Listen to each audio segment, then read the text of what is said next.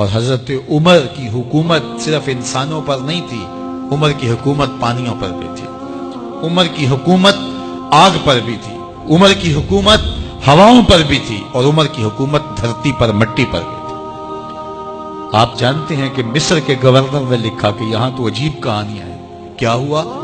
کہا کہ دریائے نیل اتنی دیر تک چلتا نہیں جب تک ایک نوجوان لڑکی کو زیورات سے آراستہ کر کے نیل میں ڈالا جاتا ہے، پھر نیل چلتا ہے، اور یہ برسا برس سے رسم جاری ہے۔ حضرت عمر کے پاس جب یہ پیغام پہنچتا ہے تو حضرت عمر نیل کو خط لکھ رہے ہیں، بسم اللہ الرحمن الرحیم، مصر کے نیل کے نام عمر کا خط، اور آگے لکھتے ہیں، اے نیل اگر تو اللہ کے حکم سے چلتا ہے تو چل، ورنہ تیری کوئی ضرورت نہیں ہے۔ اور رکا لکھ کر قاصد کو دیا، جا کے یہ دریائے نیل میں ڈال دو۔ اللہ اکبر، جن کے رکے دریا بھی مانتے ہیں، پانیوں پر بھی حکومت ہے۔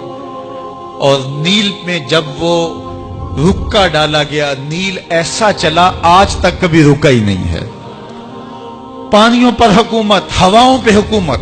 مسجد نبوی کا ممبر ہے، عمر خطبہ دے رہے ہیں، عراق کے علاقہ نہامد میں جنگ ہو رہی ہے، مدینے سے 1 مہینے کی مسافت ہے، 1 مہینہ مسلسل چلیں تو نہامد آتا ہے۔ حضرت عمر خطبہ دیتے دیتے درمیان میں جملہ معترضہ کا، یا ساریہ الجبل، اے ساریہ پہاڑ نہ چھوڑنا۔ لوگ حیران ہیں، کیا ماجرا ہوا کہ ہم سے مخاطبہ ہے، ساریہ نہامد میں ہے، اور کہا ساریہ پہاڑ نہ چھوڑنا۔ 1 مہینے کے بعد جب وہاں سے قاصد آیا، اس نے کہا اللہ نے فتح دے دی۔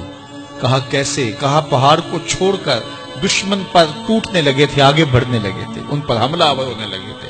اچانک عمر کی آواز آتی، پہاڑ کو نہیں چھوڑنا، کیونکہ اگر ہم پہاڑ کو چھوڑ دیتے دشمن پیچھے سے حملہ آور ہونے کے لیے تیار کھڑا تھا۔ تو کہا بس ہم پہاڑ کو اپنی پشت پہ رکھا، اور اللہ نے اسی دن ہمیں فتح عطا کر دی۔ ہوائیں بھی ان کا پیغام پہنچاتی ہیں، پانی بھی ان کا حکم مانتے ہیں۔ اس زمانے میں فائر بریگیڈ سسٹم نہیں تھا، لیکن ایک آگ بڑھتی آ رہی ہے شہر کی طرف۔ لوگوں نے حضرت عمر کو بتایا، امیر المومنین، آگ پھیلتی آگے بڑھتی چلی آ رہی ہے اور شہر کو اپنے قابو میں لینے والی ہے۔ عمر اپنی چادر اتارتے اور حضرت تمیم داری کو دیتے ہیں، کہا یہ چادر لے جاؤ اور ایسے ایسے کرو، آگ پیچھے بھاگتی چلی جائے۔ تو چادر ہلاتے جاتے ہیں حضرت تمیم داری، اور آگ پیچھے بھاگتی چلی جاتی۔ مٹی بھی حکم مانتی ہے۔ ایک لونڈی کھڑی رو رہی ہے راستے میں، کہا تجھے کیا ہوا؟ کہا ٹھوکر لگی، میرا تیل زمین میں بہہ گیا، میری مالکہ بڑی سخت ہے، وہ مجھے کہے گی تم نے یہ کیا کیا۔ عمر درہ زمین پہ مارتے ہیں، فر الارض الم عادل علیک، زمین عمر نے تیری چھاتی پہ عدل نہیں کیا؟ تو عمر کے ہوتے ہوئے اس کا تیل پی جائے؟ زمین تیل باہر نکال دیتی ہیں، فرماتے ہیں ڈال لے اپنے برتن میں۔ تو یہ عمر کے ان کا حکم مٹی بھی مانتی ہے، ان کا حکم ہوائیں بھی مانتی ہیں، دریا بھی مانتے ہیں، ان کا حکم پانی اور آگ بھی مانتی ہے۔ وہ عمر، میرے حضور فرماتے ہیں ان الشیطان یفر من ذل عمر، میرا عمر وہ ہے جس کے سائے کو دیکھ کے شیطان بھی بھاگ جاتا ہے۔